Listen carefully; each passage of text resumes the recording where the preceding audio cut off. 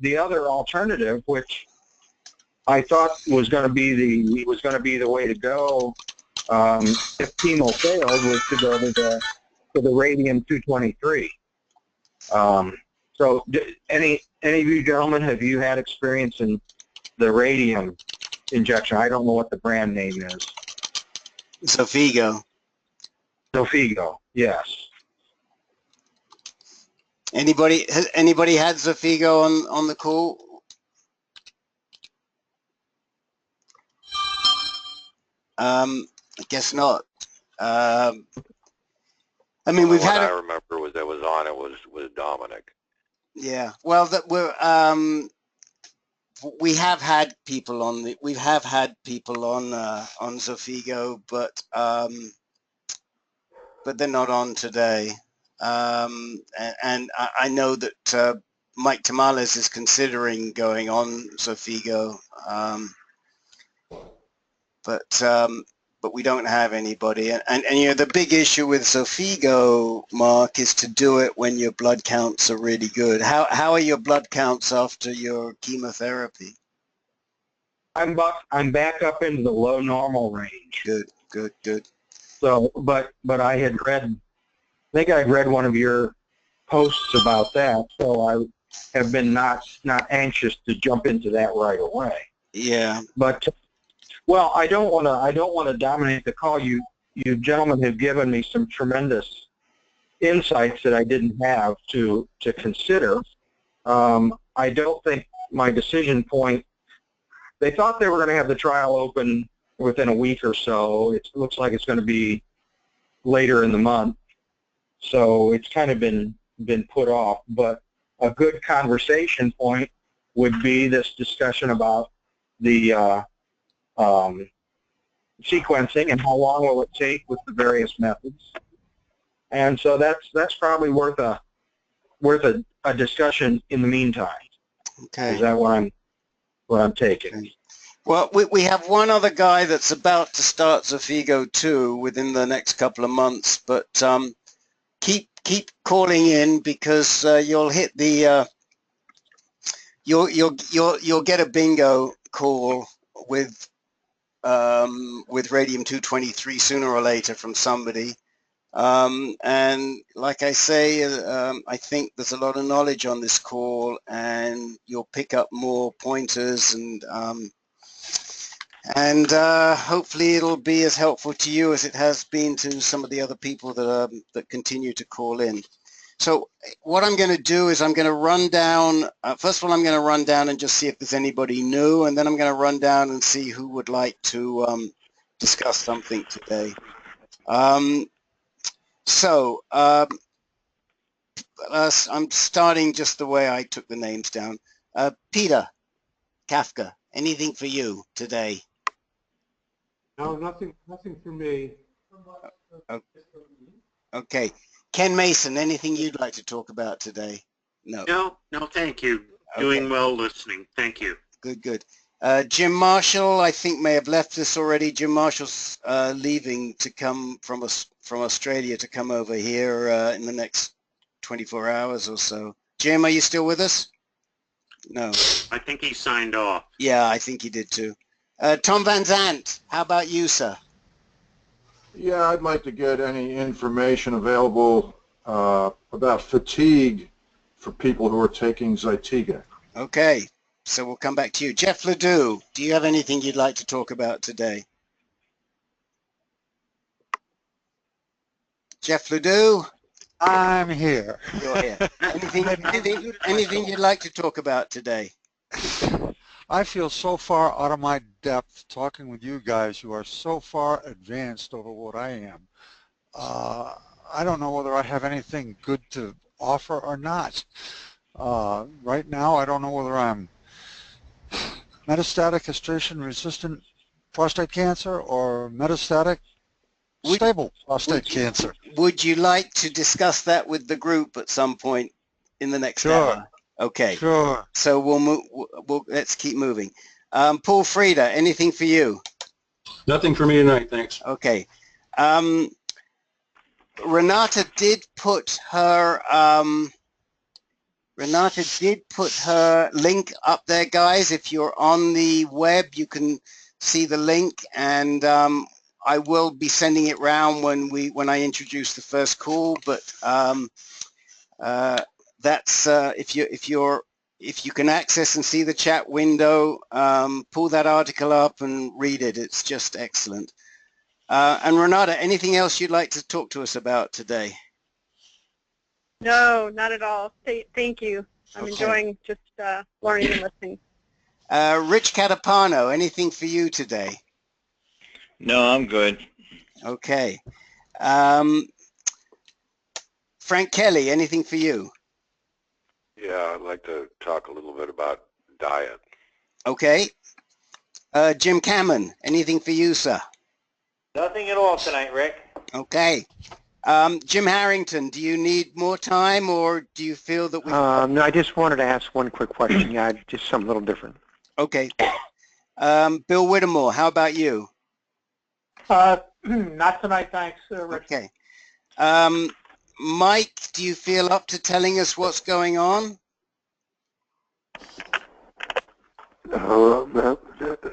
You wouldn't understand me. Okay.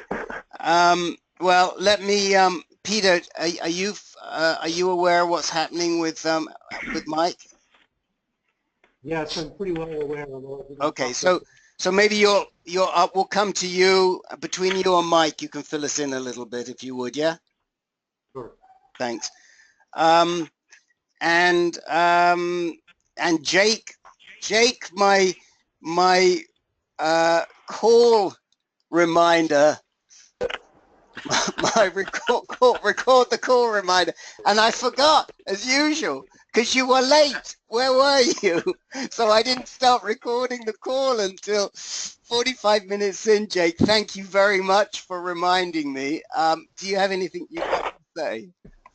No, I don't, Rick. Sorry about that. My wife came home with groceries right around 8 o'clock, and then she had supper. So I completely forgot. Okay, we'll forgive you. Okay, anybody else that I've missed who's come on the call? Yes. Rick? Yes. Yeah, this is Dan Louie. Hey, Dan. And I apologize for coming on to just recently, but I was kind of busy. But I do have some questions about Provenge. Okay, we'll come back to that. And Mark Stober, by the way, dig around a little bit and see why they haven't given you Provenge, because it's like chicken soup. You can't go wrong. It may not help, but it probably isn't going to hurt you, and yet they won't give it to you if you get too far into it. So sooner rather than later. So that's one thing that you should be asking them about, and you're eligible. So good. Thank you. Okay, anyone else? Anyone else who's either come on the call and I haven't acknowledged or wants to raise a question tonight? Okay, so let's get started with Tom Van Zandt. The floor is yours, Mr. Van Zandt. Okay, I went on Zytiga, I don't know, 4th of July I started taking it, and had an immediate good result for my PSA. It took my PSA down from an 8 to a 0.4, and then a month or so later it went from a 0.4 to a 0.09. So that's great. However, I sleep almost all day. I get up, I eat, I sleep. So I get out and I have lunch and I sleep, and I like exercise or take the dog for a walk and I sleep, and then I go to bed and sleep. So I don't know if that's from the Zytiga. I just went to the heart doctor and had an echocardiogram and radioactive dye test, stress test. So I'll see. I don't get the results from that yet, but I wondered if Zytiga could be causing all this fatigue. Well, first let me just ask, who else on the call has used Zytiga, abiraterone? I have, Rick. Jim Harrington. Jim. I'm on it right now. Okay. All I can say from my point of view is that I don't get a lot of fatigue from the Zytiga. I did from Xtandi. That was more so. But sounds like you are having problems with it. I think what I do is just try to power through it in some ways. Exercising, as Rick was always saying, I find very helpful. Sometimes it's a little hard to get in the morning and go do it and jump under the weights, but I do it, and I feel a lot better. But I think maybe I get a little more tired at night. But I don't have really any effect of the fatigue with Zytiga. So I just hope it's working for me. But I don't know that yet. But I don't have as much fatigue. I don't really have many other problems. I mean, a little bit of loss of appetite. I also am on metformin. Could mention that, which also can contribute to loss of appetite, which I don't think is a bad thing. But that's my story. Mm-hmm. Well, exercise. How long has he been on Zytiga?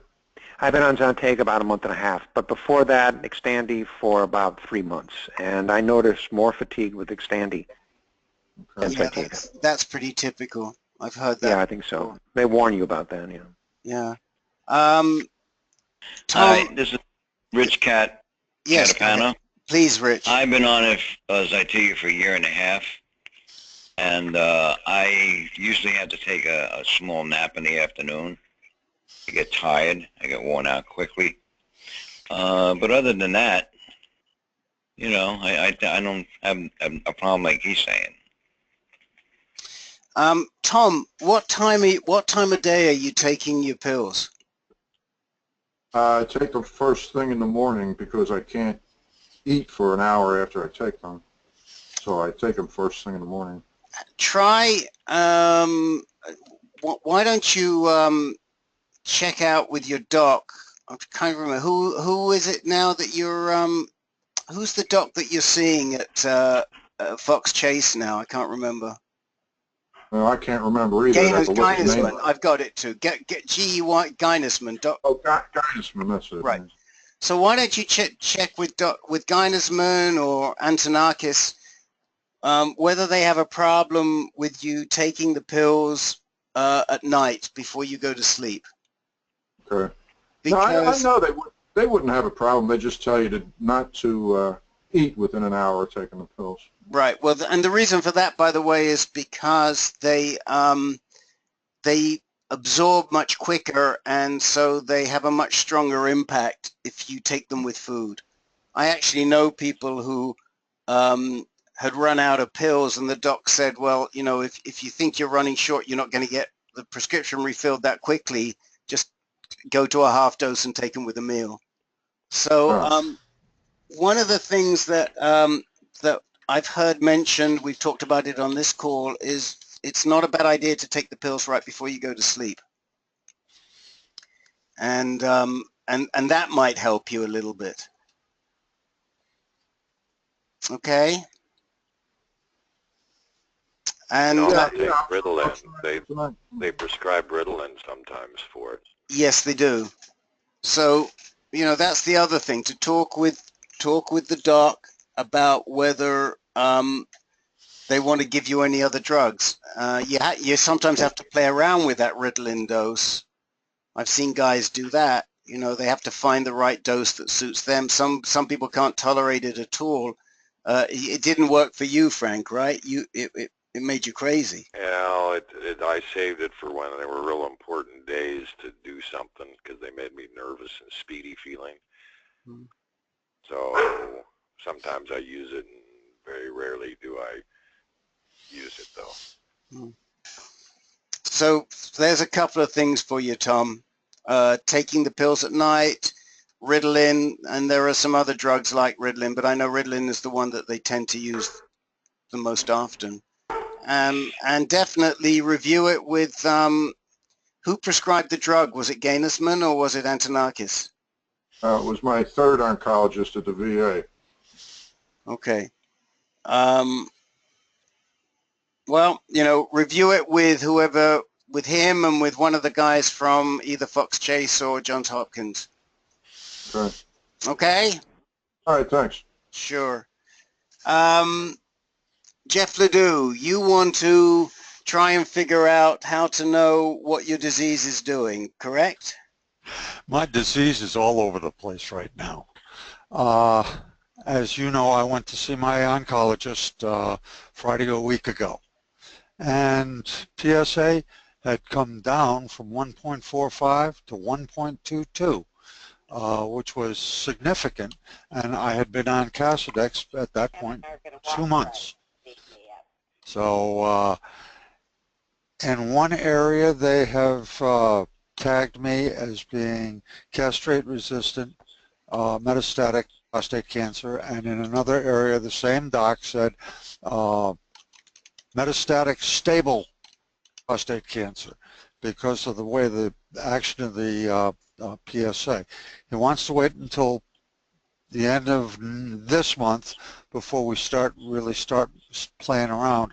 The things we are looking at are genetic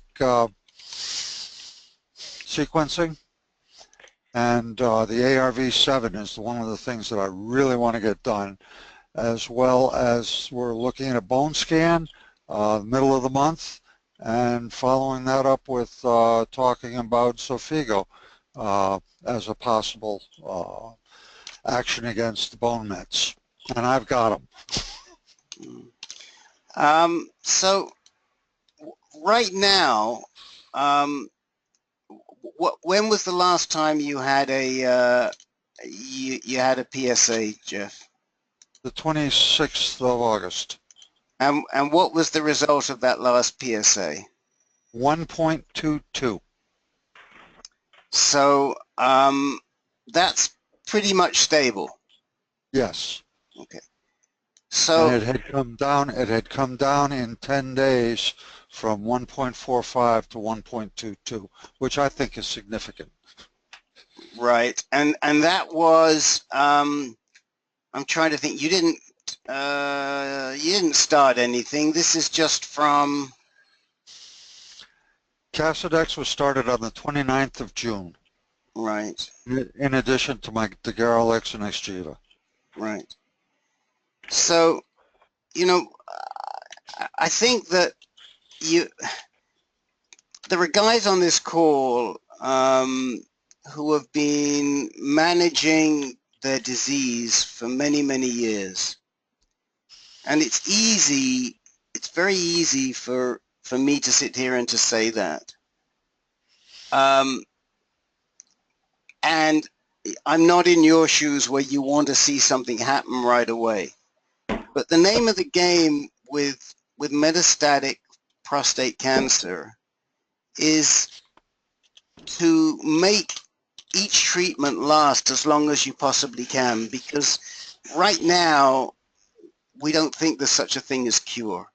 There may be one of these immunotherapy drugs, Bill Burhan's, bless him, has seen his tumors melt away with olaparib, but really we can't be talking the C word, at least not just yet. No. So to be anxious about what am I going to do next, I mean, you're in a position where that a lot of guys on this call would envy, where your PSAs come down from 1700 to 1.2, and you seem to be responding to the LHRH drug and the first-line hormone therapies. And I would be sitting there and saying, okay, let's just wait, let's just see where we go. I mean, even with the sequencing, as important as it is, your disease may not even be ready for immunotherapy yet, and by the time you are, you may have to sequence again because the disease changes. Mm-hmm.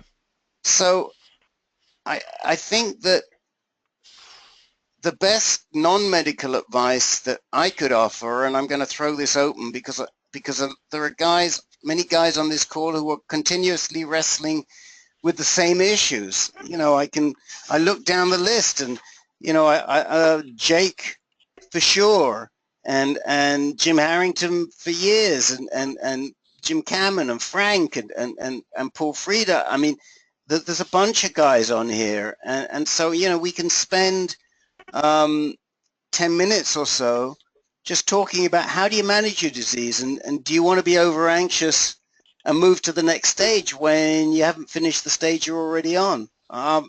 I'll throw it open for people to jump in. This is Tom Van Zandt. I was in this same position, and I was asking the doctor about gene sequencing, and he told me just exactly what Richard just said is, hey, you're not at that point yet. That time can come for you, but you're not there yet. And exactly what Richard said is, you just go from stage to stage, and if something works for you, you ride that son of a bitch into the ground. You know, as long as your PSA stays down and you got quality of life, you ride it. And when it stops working, then luckily they have other things, and hopefully they work for you, and you get on that next horse and you ride that one. You know, that's what we all do. And I was the same thing. I want to get ahead of the game, and he said, don't worry about it. You're not there yet. You know. Well, gene sequencing could be. Was there anything special that changed your mind, Tom?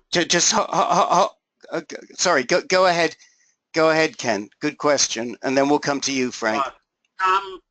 Okay, Tom. Was there anything specific that changed your mind? Changed my mind about your attitude. Well, I think it was just getting used to the idea of how the game works. Yeah. And learning from this call and from talking to doctors and from reading a lot. And you just have to get used to the idea that you have a disease that you have to live with and manage. You don't ignore it by any means, but you manage it, and you have to, realize that that's the game you're in, and that's what you have to do. It sounds to me as if you were, it's like you weren't just taking treatment, you were taking treatment and doing your homework. Oh, absolutely. Yeah, oh, absolutely. Good. I read everything I can. I get on this call, and yeah. But, then you can get, not being a doctor, you could get ideas that just aren't going to work, so you have to respect your physicians, and you bounce things off them, and if they can give me a good reason why that's not going to work, then I accept it. Good. Thank you. Frank, go ahead. Well, I just was under the understanding that it's never too early to do the gene sequencing, unless you've just been diagnosed. But because if you've just been diagnosed, then you have fresh samples. And even then, it might be useful to be gene sequenced. They just didn't do it as readily 3 years ago as they do it today. And with that new blood test now, it's a lot easier. So I'm under the impression that anybody should be doing this that's got prostate cancer.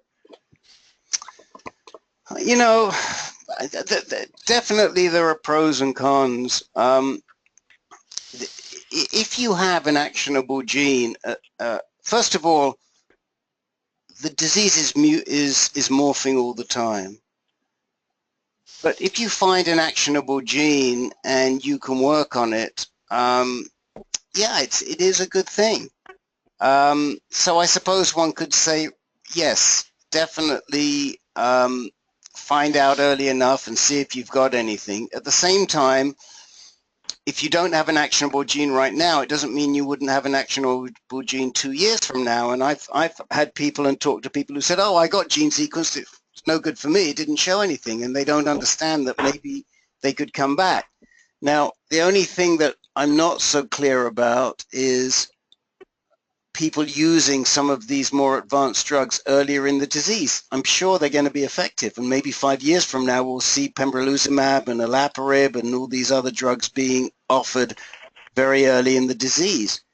It wouldn't surprise me. I don't see it so much now, and I think probably my concern with somebody like Jeff is that the anxiety of trying to do something for the disease may be aggravating his immune system and compromising him more than the good could do. And he hasn't been through a lot of the treatments that others have before they get sequenced. But I accept what Frank says, and wouldn't hurt to get sequenced. But then the question is, could you access and would you be able to get to the drugs? And that's a big question, because the drugs are outrageously expensive. and unless you can convince your insurance company to give them to you, you know, you're going to be looking at $8,000 to $10,000 a month for these drugs. Now, in some instances you can, and they're accessible, but are they accessible to somebody at Jeff's stage? I don't know. And I think for Jeff, if we found that Jeff had an actionable gene and he couldn't access the drug, it'd drive him insane. Is that right, Jeff? Yeah, but if you might That's as well pretty try close. My wife keeps telling me, Jeff, be patient. I've been a chemist. I've been a researcher all my life. Patience is not one of my great virtues. Right. Frank, go ahead. Just one thing about doing it is if you go through, and that's an expensive, this gene sequencing is expensive also, is if you're going back to the conversation earlier, is Foundation One will pay for it. And so, because my insurance company wouldn't. So that's another reason, you know, to get your foot in the door. Mm-hmm. Somebody was saying that Foundation One is running out of money. I don't know if that's true or not, but my foot's in the door, so I don't want to lose them. I haven't heard that, but I don't know. It was on one of our calls. I don't know whether it was Thursday night calls or not, but somebody said that they'd heard that they were running out of money. Well, I haven't heard that, and somehow I don't think that's the case. I think they're doing pretty well, but I would love to know. I'd like to know who the source of that was, but anyway. We're going to move on unless, is there anyone who hasn't spoken on this issue of managing your disease who would like to say something?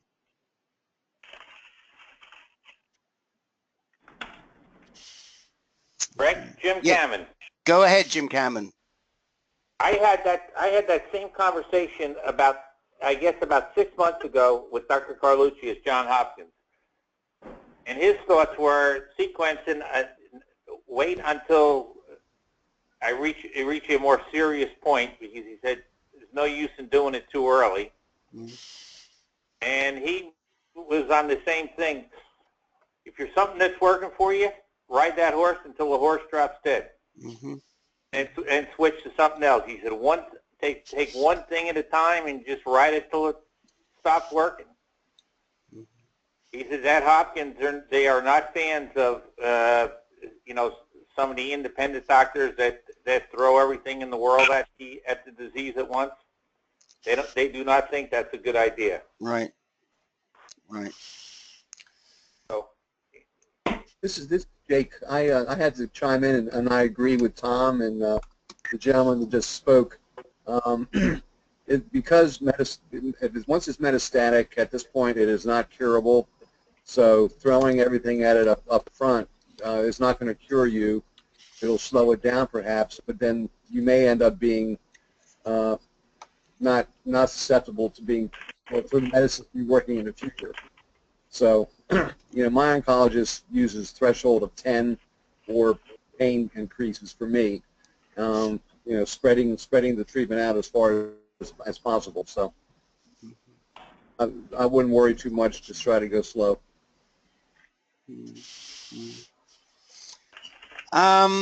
Well, I mean, I think you're getting the message, and the other thing is that tell your poor wife that the cavalry's on the way, and she can join the caregivers call within the next 2 or 3 weeks, and she can hear how other husbands who are impatient are driving their wives crazy. I know that Renata and I are making notes of things that we need to be talking to them about. So. By the way, when we do send out this notice, it'll go to the same email addresses. Obviously, we don't have them, but once we know who, if your caregivers have separate email addresses, we'll create a separate list. They'll need to tell us, and we'll take care of that. So I think at least you got some good feedback, and maybe that wife of yours isn't so far off base. So we're gonna move on. Frank, the floor is your floor now. Well, okay, I got kind of an extra question because of the conversation.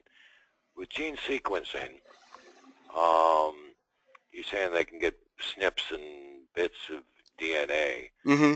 I got a blood test that a CTC, cancer tumor cell count, and it came back 0. Now, is that blood test still going to work if I came back 0 on the circulating tumor cells? I honestly don't know. That's above my pay grade. I don't know whether the DNA SNPs, by the way, these little fragments of DNA are called SNPs, S-N-I-P-S. I don't know if that's an acronym or not. I think it actually might be. But these SNPs are in the blood and they can extract them. I don't know if that's the same thing as a circulating tumor cell or not. I will try to find out. I will ask. Well, I'll ask my best buddy for one, and I either Bill Burhans or Tom Harding will know, or maybe even Dr. Steve. So I'll ask them. Well, my assumption might be, my thinking might be is if it still works, it's because they can do it to the circulating dead cells that you killed off, but I don't know that. Yeah, that's a pretty good assumption because they managed to extract DNA from tissue that's been in the ground for donkey's years, so, or should I say dinosaurs' years.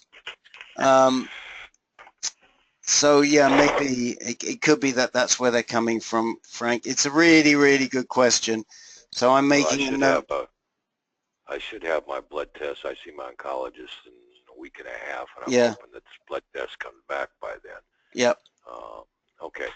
My real question being is, I want to start up with acupuncturist, and we've had our kind of interview over the phone, and it's too bad she's very popular, but she's certified, but I can't see her for a month and a half. Oof. And we were just going over, yeah, but she's got the full 9 yards behind her name instead of some of these other ones that aren't so good. Right. And she comes in the book and everything else.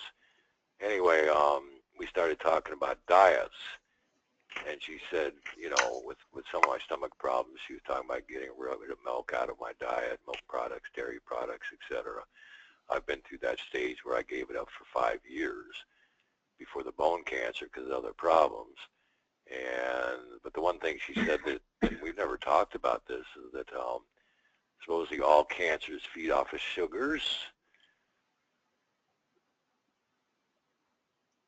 And a very big part of my diet these days to keep weight on me involves sugars. I mean, my smoothies my wife makes has ice cream, and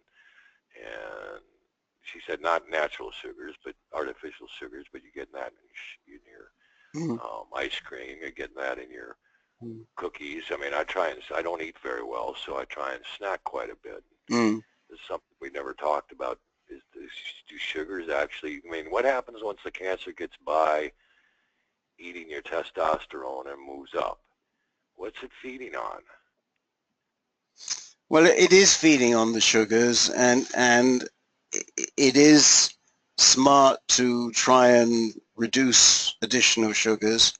I think I know I've sent you before the nutrition and prostate cancer pamphlet that was prepared at UCLA by Greta McCare, and my best advice to you, particularly since you've been seen at UCSF and you can do this for free, is to drop Greta a line and set up a telephone discussion with her, because she really is the guru on this stuff. I mean, she deals with people who have cachexia, which is the wasting away of sugars, from the wasting away from cancer. And there is some point when they say, well, just eat whatever you want, just so that you can keep weight on. And I don't know what that point is. I don't know. Renata, do you have any knowledge of this from when your husband was so sick? I really don't. I know that I have heard different oncologists. Not all oncologists buy into the idea that sugar feeds cancer. I don't know, and I never really came to any conclusion about it. I just always heard kind of mixed opinions. I think the researcher who did a lot of work in that area, who's the main proponent of it, I think is at UCSF. Mm-hmm. But that's about all I know. Mm-hmm. Well, I mean, Frank, I definitely, if you don't have it, I'll send you and Lisa Greta's contact details. And I think that, I mean, I can't recommend strongly enough that you have a conversation with her, because she really does have the knowledge, and she's going to be a lot more familiar, especially in more complicated cases like yours, where you've got gastric issues, as to what is the best way for you to maintain weight, and where that balance lies between sugars and helping you and sugars harming you. Okay. I would agree, Rick. I spent an hour with her over a year ago on the phone, and she's more than willing to do that, answer your specific questions and address your specific issues. She's great that way. She's really good.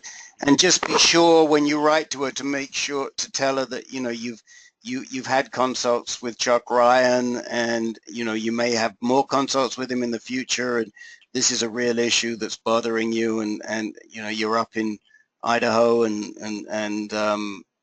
you need help. What's her name again?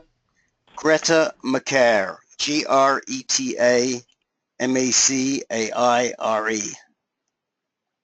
You gonna send me an email on that? I'll send you an email on it. Yes, I put a note by the side of your name, and I will do that afterwards. And if you call her on November 16th, wish her happy birthday, and then hang up and wish me happy birthday, because we share the same birthday. Oh, kindred spirits. Yeah. So. Okay, well, Frank. I mean, I think. Yeah, thank you very much. I think that's the best thing, and also read through. I'll send you the link to the UCSF prostate cancer and nutrition pamphlet, and there may be something on there in that too. So it is worth reading through it, or Lisa reading through it, or just looking over it. Okay. Okay. And if I see anything else, if I see any other links that might be useful to you, I have not on the website. I haven't gotten to diet yet. I will be doing a page on diet, but because of the stuff that's been going on, personally, I just haven't had time to work on more resources for the website. Rick? Yes. Hi, this is Richard Foodie. Hey, Richard Foodie. How you doing? Okay, how are you doing? Very good, thank you. Regarding sugar, I worked with an integrative medicine doctor at MSK and early on, and she said that it was important for me to maintain, not have excessive glucose. So I have a monitor, and I'm supposed to monitor my glucose, so it doesn't, it's not excessive. So while she didn't specifically say sugar, she was advocating a diet overall that was not going to raise my glucose level to the upper ranges. And I'm not going to go into what the ranges are, because I'm not sure if that's individual or if that's if there's a norm. But I was advised that, and the reason for keeping the glucose at a normal range or below, slightly below normal, was because the cancer does like to eat glucose. All cells like glucose. So if you just have the normal amount, if you have an excessive amount of glucose, then you're giving the cancer cells a lot of extra food that you really don't want it to have. So you just want to keep your glucose within a normal range. Okay. And do you have glucose issues, Frank? No, it's been stable. I've been a sugar guy all my life, and my glucose has been reading for the last 2.5, 3 years since I've had the cancer. Has been reading steady levels. So my body handles it, or it absorbs it, or it gets rid of it like it should, without any excesses or deficiencies. Everybody's different. That's why I don't want to, it's a question worth asking if you're concerned about eating too much sugar. It's more about how that impacts your glucose. And it's worth having a quick with a nutritionist or an integrative medicine doctor that can handle that pretty quickly. When you're talking about this is Jake. When you're talking about glucose issues, sometimes something that's just as bad as sugar is carbohydrates. If you're diabetic or on the borderline, they tell you to cut back on carbs because that raises glucose also. Just as an aside. Yeah, because the carbohydrate breaks down into glucose. Correct. Yeah. Correct. Yeah. I've also heard that that cholesterol is very similar to testosterone, and you are vulnerable if your cholesterol levels are high. So it's sugar, carbohydrates, cholesterol. I mean, it almost seems like there's nothing you can eat safely. Well, I mean, broccoli. Yeah. I don't think it. I don't think it. From what I heard from the doctors, you want to keep everything in the normal range. If you've got excess, if you have excess of anything, you're potentially adding fuel to the cancer. So we need to try to keep everything in a normal range, moderation. That was the message I got.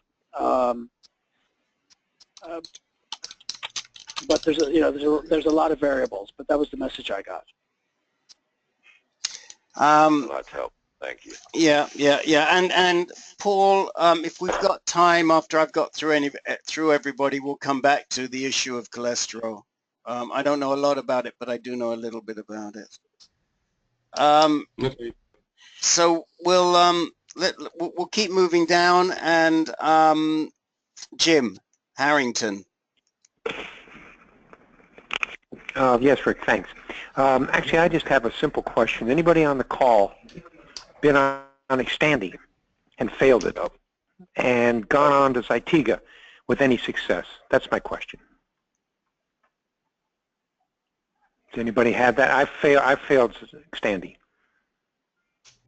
I'm in the process of failing it. It's just a very slow movement up.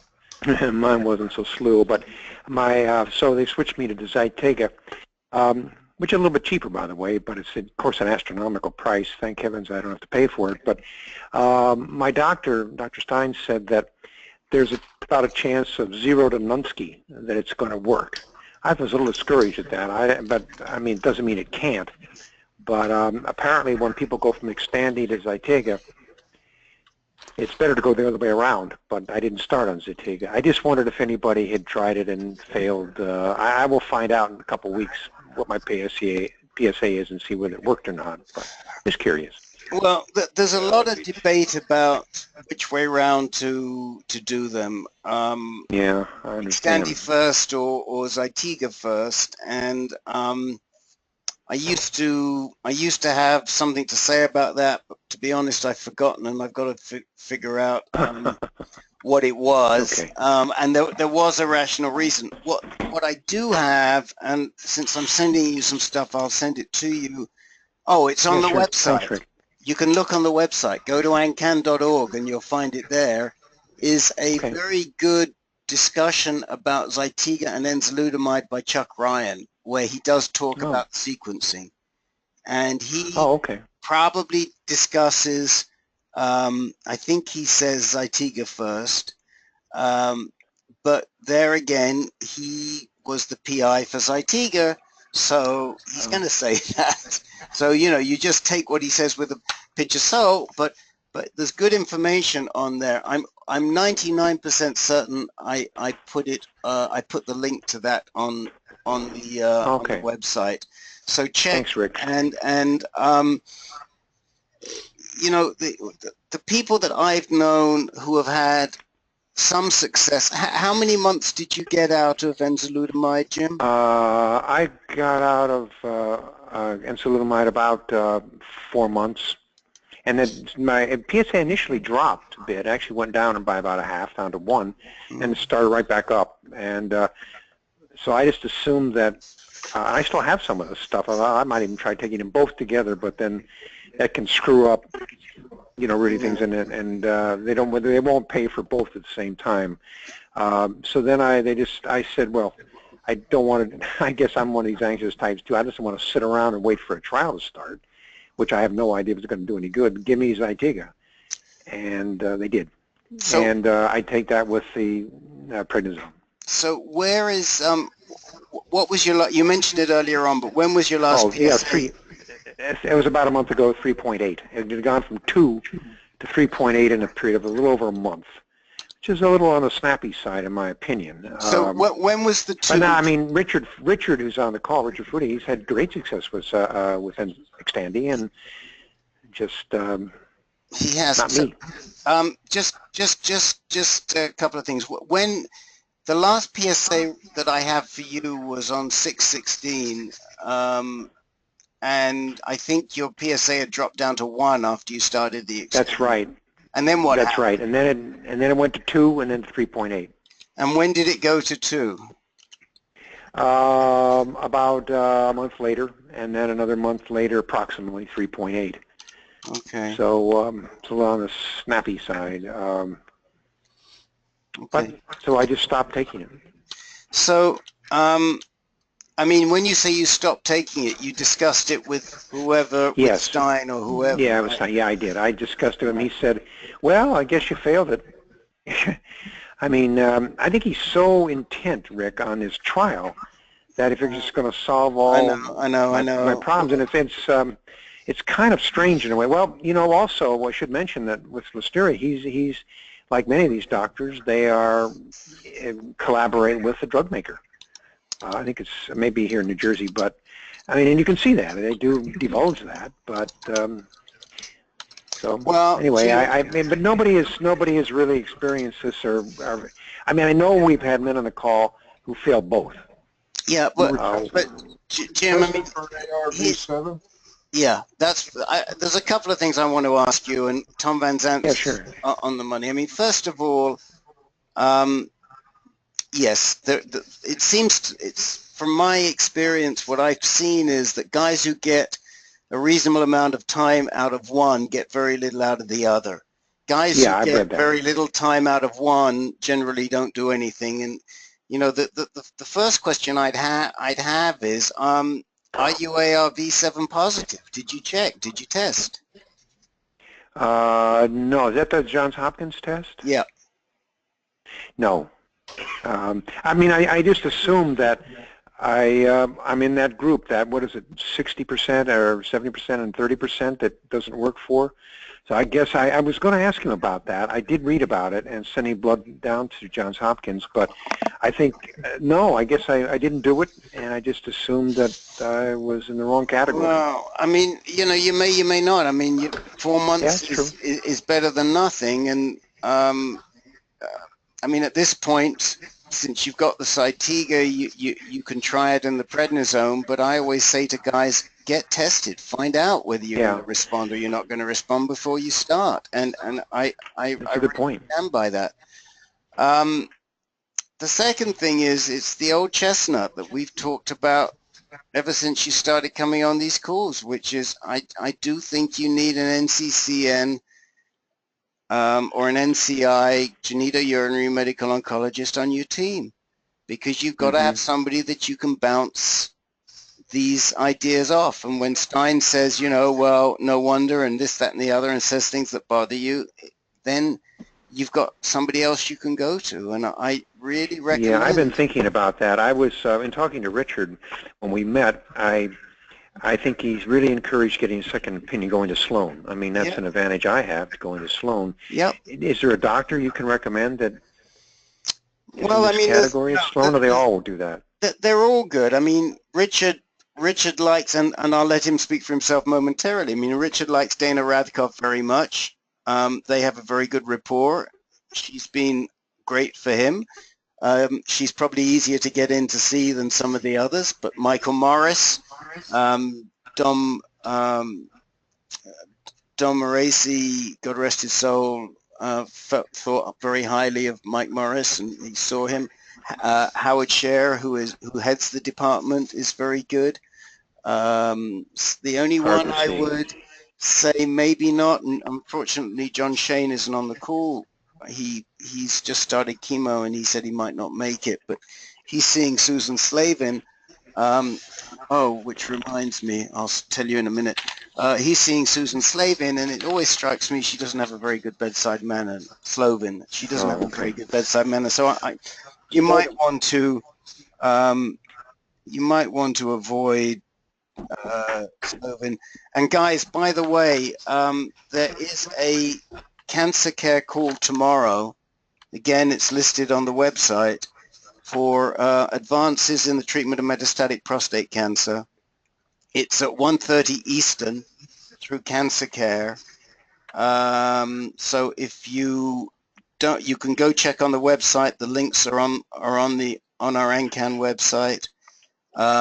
Or if you just want to Google cancercare.org and look at their education workshops. And Susan Slavin is one of the speakers. So is Mike Zalewski, who is the vice chair of radiation oncology at Memorial Sloan Kettering. Won Kim, who is at one of the GU medoncs at UCSF, who I just know by sight. I've never really talked with him. He's one of the more junior ones. I think he's a pretty good guy, but I just don't know him. Then they've got Kenneth Kubert, who's a palliative care doc at Memorial Sloan Kettering, and somebody from Cancer Care. So I'm unfortunately going to have to listen to it on the replay because I'm heading down to LA tomorrow in the car, so I won't be able to pull it in. Thanks. 1:30 Eastern, 10:30 Pacific, and you guys can figure out the in-betweens. But it's really, I mean, I'll read to you quickly. It's worth it just because I encourage you all to listen. These are the topics that they will cover. They're not going to cover them all in detail because it's only an hour, but they're covering update on metastatic prostate cancer, including bone metastasis, current treatment of bone metastasis, the role of chemotherapy and radiation oncology, understanding the role of precision medicine. We've talked a lot about that tonight. Managing side effects, discomfort and pain, communicating with your healthcare team, quality of life concerns, and then you can also ask questions. So try and listen in. I'll almost certainly listen to, if you miss it, you can pick it up off the web as a podcast later on. So that's in an hour. What's that, Frank? So that's a lot to fit in an hour. Well, like I say, they won't cover all of it, but you'll pick up a lot of good stuff. Some of it you may have already heard, but it's always worth listening because there's always things, and usually, and I've known this happen, and they're pretty good about it. You can email them afterwards, and they'll respond to you. Jim, one quick comment on your comment. I hope you were joking about taking enzalutamide and Zytiga together. I'm not. Well, no, I mean, I guess I sort of was. I mean, I want to check if get into something like that. No, it's stepping off into a gray area, right? No, I didn't do it. It's more than stepping off into a gray area. I mean, I certainly wouldn't want you to do that unless you spoke to one of the docs first. I agree. Okay. I mean, I think I'm trying to think if there's I don't even think there's been a trial that's tried that, but I'm not sure. I don't think so. So Jim, we'll move on unless there's. Yeah, that's fine. Thanks, Rick. Okay. Two things, Jim. Yeah. I was going to say Dana Radcliffe or Michael Morris. And as it turns out, Michael Morris is presenting at the US2 New York meeting next Thursday on the, I think it's the 18th, in New York City. So you have a chance to hear him speak and meet him. Okay, yeah, thanks, Richard. I appreciate when you send me those us two, because we have us two tomorrow night, but you have some very good us two meetings, and could you send me that link out? That's great. I'll try to make it. I think I've already deleted it, but I sent you an email. I don't want to take up the time on the call. I'm just going to resend you the email I sent you for the August meeting. Then, okay. You can go to the website and find out about the meeting in September. Okay. Thanks, Richard. You're welcome. That would be a great opportunity to yeah, for sure, to hear him, and you know, you could even collar him afterwards and buttonhole him afterwards and talk about trying to get in. So the probably Richard's right on the money, either Dana Rathkopf or Mike Morris. So. Okay. So Peter, can you talk for Mike and just fill us in how on what's going on with Mike? Well, I haven't seen Mike in a few days. I'm up in Canada, Mexico, and Maui. As far as I understand it, correct me, Mike, if I'm wrong. This week, he's going over to Honolulu to get his first probe-in. He is going to take probe-in once. Peter, we're having a little trouble hearing you. Could you get maybe a little closer to the mic? Sure. Mike is heading over. Can you hear me now? A little better, yeah. Mike is heading over to Honolulu this week to get his first probe-in shot, which will hopefully help to travel back and forth to get that. Right. And on the 16th, he's going to get his first 233 shot. Right. And so he's taking those together. Someone was talking about that early on in the conversation, you know, whether they could take them together or wait. But his son suggested he take them off at once. Mm-hmm. Yeah, Mike, I think Mike's got some anxiety about these things. You know, we talk regularly about it. Mm-hmm. Try to reassure him that there aren't any side effects to either of these shots, so he should do fine.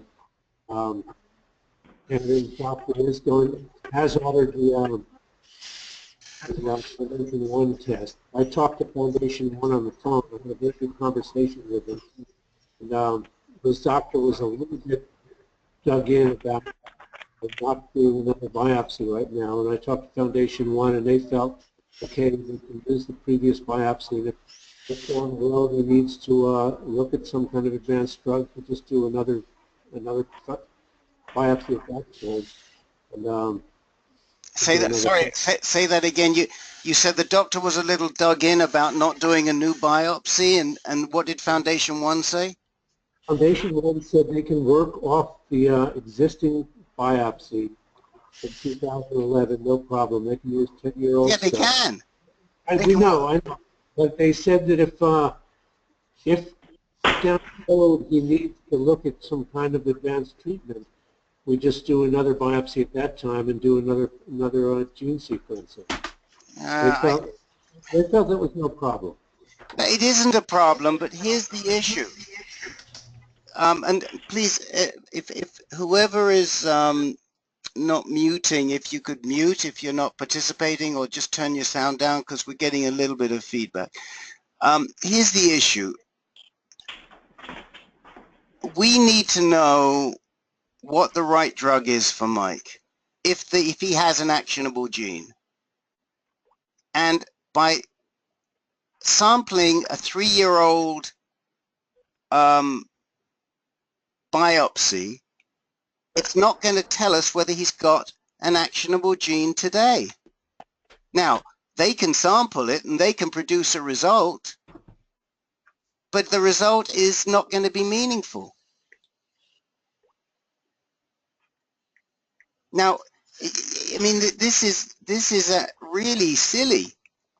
It isn't a question of whether they can do it or not. They can, but he needs a recent biopsy, not a 3-year-old biopsy. And if the doctor's giving you grief over this, we'll connect him to, we can connect him to some people who can explain this to him. The people in Foundation One can explain it to him. Professor Burhans can explain it to him. But the guy needs to get off his duff, and he's not working in the best interest of the patient. Well, we know this, but I mean, we'll then, talk more when you and I see each other. But as long as this guy is the only oncologist in the game in the situation, well then you have to tell him. You have to tell him that get someone on board. I agree with you, but Mike has to get on board with that too, and so it's a little bit dicey. But we're working with it the best right now. But, again, we're losing time here. And Mike, I don't mean to scare you, but we need this. We've been talking about this for over a month. And you have to get on board if you want to be around. I mean, if you don't want to be around, it's fine. But you have to tell the doctor, I need a new biopsy. This doctor is living in the dark ages. He doesn't want to give you chemo because he only thinks it's useful for palliative medicine. That's a joke. And somebody needs to make a complaint. And if he isn't going to do it, then we make a complaint. But this is serious. This is really serious. Now, I don't know how we move through it. I mean, I've suggested that you go to your urologist and you have him do a prostate biopsy and you use that tissue. Is that still a possibility or not? And just bypass this idiot. Yeah, Mike, correct me if I'm wrong. I think Mike did approach the urologist, and the urologist seemed to be in the dark about the whole gene sequencing issue. But we can approach him and see if we can make any headway that way. Okay. So if he goes to Foundation One, and he goes to the section for physicians, it will explain to him what is done. He can call Foundation One. As far as the medical oncologist is concerned, and he's the one I know who agreed to the genomic sequencing because I believe they're doing, as you told me, there's some funding that's available, or there's a test that's going, a trial that's going on in Maui or something. No, they said that they would take care of the funding because they've got a grant. And who is they? They is the oncologist. Okay. So you tell the oncologist that if somebody has to have a serious discussion with the oncologist, whether it's you, Mike, or your advocate, and I'm happy to stand in as your advocate, that if he's not prepared to do this, that then we will be forced to make a request to the medical board in Maui. But he's not getting it. I mean, there's no ifs, ands, or buts here. I mean, this is black and white. Yes, Foundation One can use the old tissue, but the old tissue isn't going to give the right result. And any qualified genitourinary medical oncologist in the country will tell you that. Now, I just don't know how to move this guy off the dime, but if he doesn't want to give Mike chemotherapy, number one, and number two, he's happy to use a 3-year-old tissue sample, the guy's bordering on malpractice. And somebody needs to tell him that. Somebody needs to tell him, because he's not getting it, and he's moving along in his own happy way,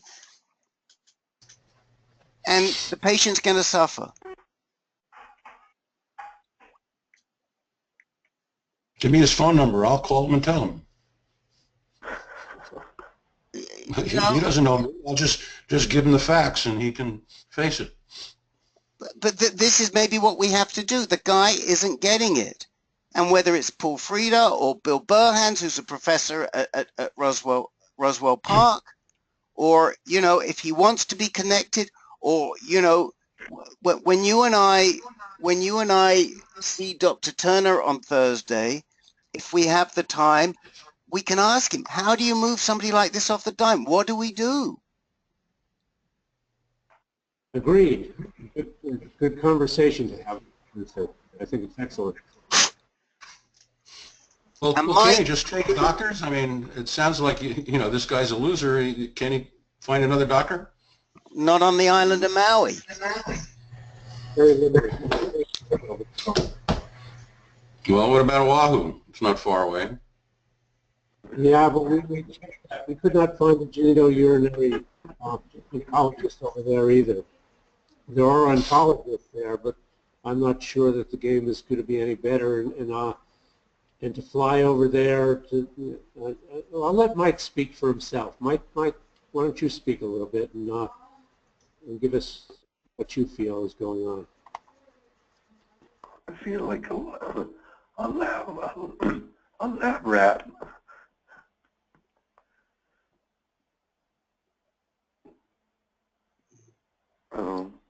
What's causing this this throat issue? Do you know, Peter? This is the first I've heard about it. It wasn't going on when I talked to him yesterday. I got sick for like 18 hours and was throwing up. And have you called the doctor, Mike, or not? Well, I've had this for a while. I was throwing up kind of stuff.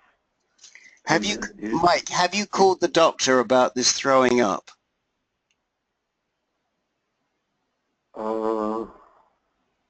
Yes or no? I'm trying to think if I have. And he gave me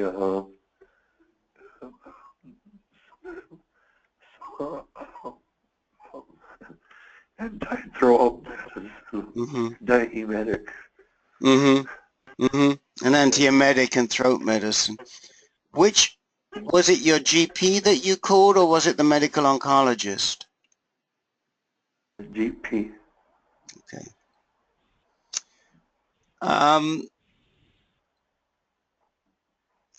Peter, who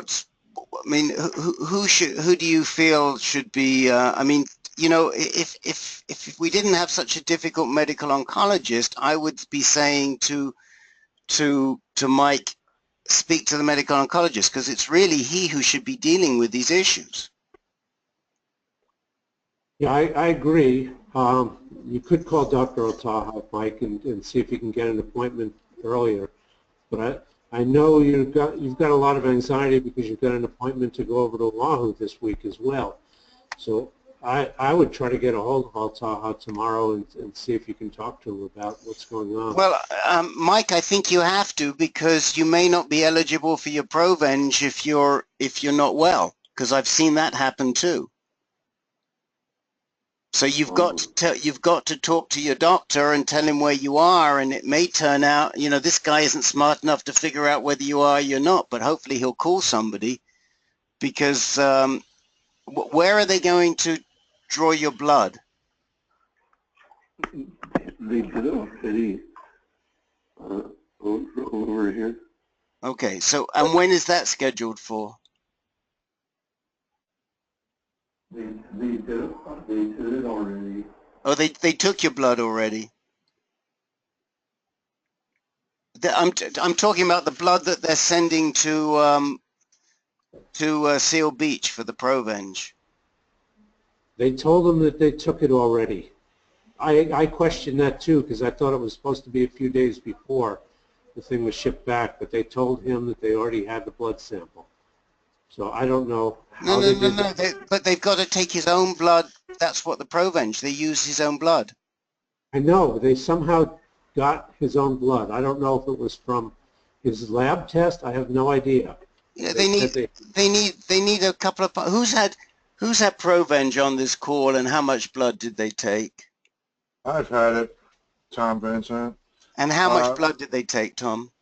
Well, when you get Provenge, you have to go to, I had to go to a Red Cross center. That's right. And you're connected to a machine for about 2.5 hours. Right.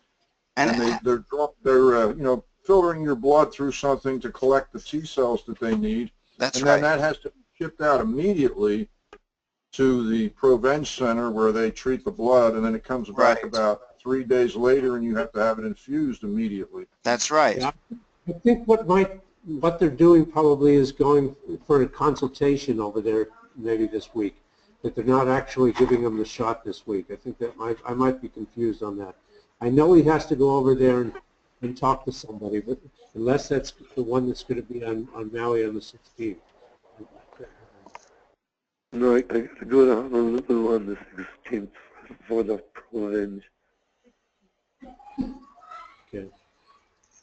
I didn't. I haven't spoken to the doctor directly. I get this through Mike of what the thing is, but he does have to go over to a while, and I'm not sure, but he said they never drew any blood. I mean, most blood they drew was a test tube.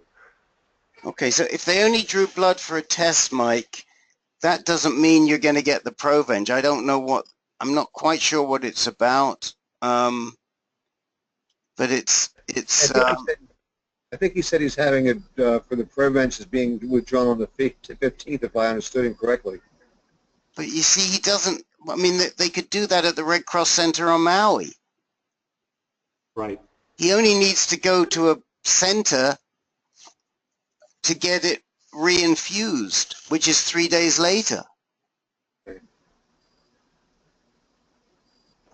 I'm not quite sure And perhaps, rather than keep everybody involved, you and I maybe can talk on Thursday and see if we can straighten it out, or I'll talk to Mike tomorrow and see if we can. Yeah, I mean, if you could, and just see if you can straighten it out, and then you and I will speak on Thursday, and I'll call you. When are you going into LA? I fly in about 9 o'clock at night. 9 o'clock at night I fly in. When? On a Wednesday night. Wednesday night. Okay, fine. So we will definitely talk, or I'll call you tomorrow when I'm driving down, and we'll talk. But I'm sorry, guys. It's just so frustrating. I'm sure you can all experience the frustration I'm feeling because we can't. We all want to advocate for Mike, and we can't provide good treatment for him. And some of it is. There seem to be a couple pieces of the puzzle out of place. I mean, unfortunately, we just don't seem to have all of the information that we need. But, Richard, I can really appreciate the fact of you calling for an advocate. And Peter, hopefully with you there, I don't understand why his doctor isn't giving him more information. It sounds unhealthy. Well, correct. We're a little bit over a barrel, but and it's a difficult situation. I don't know the procedure. I don't know what's going on with the Provenge. We can nail that down, but there's no question in my mind whatsoever that these issues around the chemotherapy and the issues around the biopsy to be analyzed are just it's just bad medicine. It's just bad medicine. I mean, I'm not a doc. I'm not trying to give medical advice, but I can tell you that because I've heard it from so many docs, you want the most recent sample sequenced. And as for not giving chemotherapy, waiting for it to be palliative, that is not where the current thinking is. And so yeah, we'll talk. So Mike, when are you said you're supposed to leave on the 15th, is that right?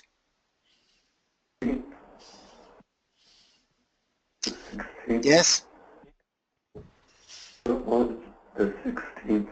Or the 15th or the 16th. All right, well, Peter and I will be in touch with you before then. I'll be back by the 15th, and actually I think the 16th appointment, if I understand it right, is the Xofigo shot, and that's going to be given on Maui, I believe. Okay. So that's not the Provenge. Okay. Oh. My understanding. That's. Well, I've tried to put it together and agree this is a little bit of a puzzle, and I'm trying to be as able as possible. Peter, as always, thank you, and I'll speak to you tomorrow. And Mike, we'll get back to you by the end of the week, and we'll try and see what we can sort out. But the only thing we need is we really need for you to be on board. So if we ask you to tell the doctor something, you've got to help us by telling him, because we can't help you if you don't help yourself, okay? Yeah, okay, I kind of thought the doctor knows what he was doing, and he's a doctor. No, that may not be the case. So you've got to tell him, you've got to say to him, I want a recent biopsy, doctor. I'm not satisfied with you using a 4-year-old biopsy, 5-year-old biopsy. You have to tell him that. Okay. You have to tell him that. You tell him, just send me over to the urologist and take a new biopsy. They can take a prostate biopsy. You're done and dusted in 5 minutes. But you have to tell him. It's not the same coming from anybody else. It's not even the same coming from another doctor. You have to tell him, this is what I want. In fact, I would strongly recommend, and I'll talk to Peter about this, you put it in writing. You send it to him, because then it's documented. And when it's documented, it puts him in a difficult position, and he basically has to follow. So Peter and I will talk. We're right at 7. And Dan, I wanted just to give you a quick couple of minutes. I'm sorry we got to you so late. No, that's okay. I understand, Rick, and I apologize for coming in late. But basically, it looks like my doctor is suggesting I take on Provenge, and I kind of gather a little bit that it's a 2.5-hour session, come back in 3 days after having blood extracted and have it reinfused back. But basically, how long is this session or this kind of event? Is this until it fails on me, or until there's a certain time that, so many sessions? I'm not too sure. I just want to be acquainted with it. 3 sessions, 2 weeks, 3 sessions, and 2 weeks apart, 4 weeks apart. I can't remember. Help me, somebody. Tom, how far apart are they? Yeah, I can't remember either. I think it's 2 weeks. Okay. I think it's 2 weeks apart. So you. One thing, Rick, is the infusion for me was not done by the Red Cross. That's right. The Red Cross took the blood and sent it out, but then the infusion was done at the cancer center. That's correct. Okay. That's for my application, it's UCSF. Will they do it there altogether, or is it I have to go to like what Tom has done? They will reinfuse it, but you go to the Red Cross for them to extract it. Okay. Okay.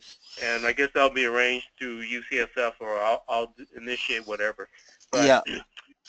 Preparation to take on, because it looks like I'll probably have to take it on. My PSA is rising a bit since January. Any preparations or suggestions in anticipation of this session taking on? Yes. You need to stay well hydrated. There's a couple of guys that have had issues. Most people don't have any issues with it, but those who do have found that if they are having difficulty with the Provenge reinfusion and feeling bad, and that they've stopped it halfway through and they've gotten saline and then they've recommenced it. Okay. So after each session, I guess I might feel nauseous, headache, numbness, fatigue. I'm not too sure what to expect when I do take on a Provenge session. Tom? Well, when I went to the Red Cross during those 2.5-hour sessions, It was kind of minor, but you want to have a lot of Tums with you. Okay.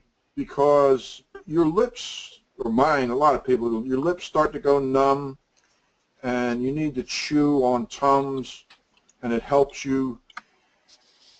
I forget what it replaces in your body, but I mean, I went through maybe 10 or 15 of them during those sessions. So there wasn't really a lot of bad effects other than that.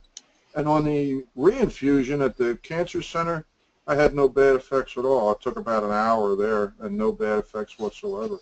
Okay, and the next day, no effect or no, none whatsoever. No.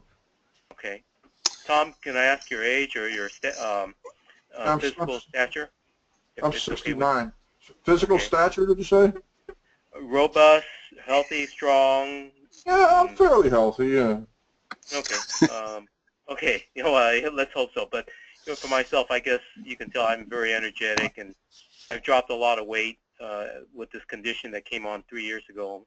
So I had a high PSA, dropped down to almost undetectable, but slowly start to rise since January. So with UCSF, the approach is now I have to go for the second line, which it sounds like, according to Argowal, taking on Provenge is not taking on a trial. So I'm just exploring issues at this time. Dan, what was your when was your most recent PSA, and what was it? Last week or so, it was like 0.6 or so, 0.61. Mm-hmm. Okay. Oh, I'm sorry. My resources tell me it's 0.69. Are we going to see you and your resources in Los Angeles next at the end of the week? No, I think I have other commitments at this time, but I want to go, but who knows? I'll look forward to perhaps next year. Okay. If we can. Okay. I want to see what happens. Okay. So you're up to about 0.61, and Agarwal is saying let's do the Provenge. What were the results of your bone scans in June? It's drastically reduced from what it was 3 years ago. Smaller, lesser number detectable. Hold on. My resources clarifying the issues for me. Can you hold on for me? Hi, Rick. Hi, May. How are you? It's kind of hard to tell because for some reason UCSF, they did it without anything to compare with, and we didn't understand what all of that meant, and so they never were able to get the scans that were done 3 years ago. Really? And also the one last year, they didn't get it, and we thought they got it, and for some reason they just said they didn't have it, so they didn't compare it. And when I asked Dr. Ag, when I did finally went and got them the CD, then they said, well, that's okay. They didn't want to compare it. I didn't understand it. They just went by the written report. Well, again, May, the thing is, you go on your My Chart and you send a note to Dr. Agarwal and you say specifically, Dr. Agarwal, please would you give us a comparison of my bone scans on 6/16 to the bone scan on whatever the date was and the bone scan before that, and you'll get an answer. Okay. Well, he didn't think it was that important. He just said well, that it was yeah, but see, here's the thing. If you want to know, I mean, he says, well, it's not important because we deal with what we've got right now. But it's important. He said that. Well, this is what he said. He said they didn't see much cancer. What was there was so small that he didn't think that he needed to have a comparison made. That's what he said. I think the largest lesion they saw was 1.3 centimeters. Okay. Well, again, the only thing I can say to you is if you want to know, that's how you find out, and then you will get an answer. Okay. Okay. If you want to know. Now, I see, looking at your notes, they suggested, we were talking about abiraterone and enzalutamide together. Did you actually do that or not? Because I see something in my notes. No, what happened was that they took away the Casodex, and he had a good response. Okay. And the numbers started going up at the end of January, but it went up very little each month. Mm-hmm. And so Dr. Agarwal we went for visits, but nothing ever came of it. But this time, being that it went up to 0.69, he says, yes, we should think about Provenge. And he also talked about Provenge and Yervoy. That would be the trial. So it's either doing the Provenge by itself. He really doesn't know which way to go. He says this is something that we will, decide together. There's so we have a choice of Provenge by itself, followed by, or we can go with Xtandi or Xgeva first if he wants, and then also he said we could do the trial with Provenge and Yervoy. Now the only thing with the trial is, and he says he needs to find out whether the PSA is high enough at this point, whether they would take Right. into the trial. Right. But again, Dan doesn't make very much PSA. He never has. So, although that's no, it was very high. Oh, that's right. It was 300 originally. No, you're right. You're right. Yeah. So it is under control. Forgive me. Well, here's one thing I would definitely suggest. And again, you have to ask for this. Write to Dr. Agarwal and tell him you want an ARV7 test. They know how to do it because I did the first one with Trevor. And tell him you want an ARV7 test because that's going to give you an indication whether Dan is going to respond to Xtandi or abiraterone. So don't just plunge into Xtandi or abiraterone. Do the blood test first. Yeah. Plus, it's going to. Last year he had said that at UCSF they tend to go with Satiga, but at this last visit last week, he says that because he does have something in the lungs, he said that he would go with Xtandi. He would lean towards Xtandi. Okay, so what is it that he has in the lungs? Well, he's had metastases in his lungs right from the beginning. Right, but they've melted away, or do we know? No, the scan says that there's a few small. There's a few small ones, and the largest was I think the largest was like 0.6 or 6 millimeters. Okay, so I can't remember. One of them, they found two. One was either 1.3 and one was 0.6. So, in a way, it's helpful to know where they are and to know where they were just in your own decision making. So, if it were me, I would be saying, one, please could you send me a comparison of the scans?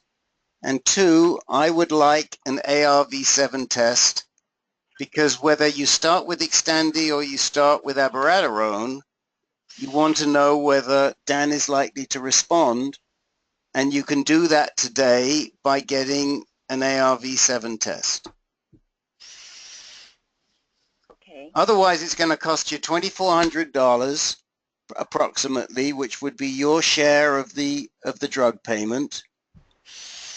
And there's no point in spending the money if he's not going to respond to the drug.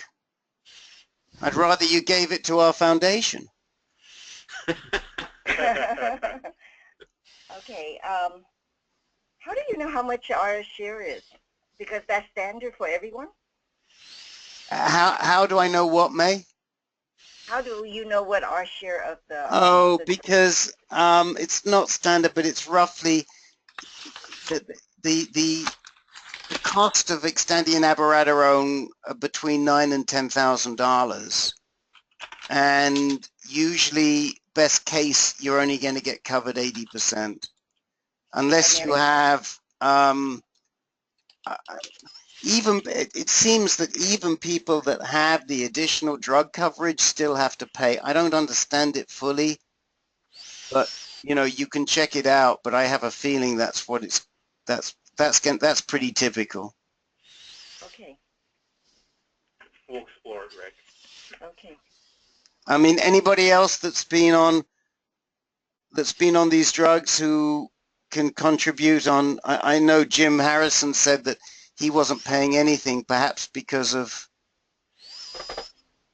the sort of coverage he had. Tom Van Zant, I was going to have to pay big money. I checked out the coverage from what do you call it, Medicare. They weren't going to cover it for Zytiga. And my secondary insurance, which was AARP, United Healthcare, their formulary didn't cover it. Now, I'm fortunate because I could get it from the VA. Right. But if I wasn't getting it from the VA, my understanding is it would cost me about $5,000 a month. Cost me nothing as it is. $8. $8 a month, right? Yeah, nothing for me. Oh, nothing for you. Okay. I get 100% ability. Yeah. Dan, you don't have VA coverage, or you're not eligible for VA coverage, are you? That's correct. I'm not a vet, so. Right. Okay. Well, you know, again, it's something that you need to look into. But my guess is that is Jim Harrington still on the call? No. Well, you know, call in next time and we'll talk some more about it. But about the coverage. There's about the cost. Yeah. I know for Xtandi, you can call the manufacturer Estella, but Pfizer just bought them, so I don't know how whether it's still going to be true. But Estella does have financial programs for people who cannot afford to pay for it. There's also foundations that have grants. One is called Patient Access Network. Okay. Patient Access Network, and through Medicare and Part D, so the Xtandi costs about $9,000 a month, or $108,000 a year. Even with Part D, with the supplemental, or like the AARP United Healthcare Part D insurance, after you go through the whatever, there's like three, it ends up costing about $9,000, almost $10,000, because there's catastrophic coverage. Anyhow, there's a formula, and you can go to the Plan D websites, and they will actually tell you what it's going to cost. But with Patient Access Network, for example, that's one foundation, and there are others. Yeah, there are others. Let me just jump in here. I don't know if I've posted them yet on the website. I can't remember, but I think I have. I think I've linked them already on the website. So you need to go to ancan.org and take a look. If not, send me a note. But the problem is that most of them were out of money about 2 months ago for the year. So they'd already run out of money. So you have to keep asking them, and they never know when more money is going to come in. But I can tell you that if you, I mean, Richard was lucky enough to get money from them early in the year, and some, you know, but it's touch and go. It's not automatic because they just don't have the funds. But I mean, we're running a little late now, and it's a good conversation, and maybe we'll try and make some time to talk about it on our next meeting, maybe next Tuesday, and if I remember to start the recording in time, you'll be able to listen in if you can't make the meeting.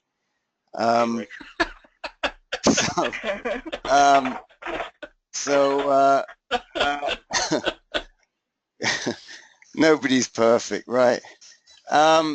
So anyway, we will but I do have the resources, and I think I've put them up on the website, and there are different ways, but you need to look into it. But before you even go there, you need to get ARV7 tested. This is why.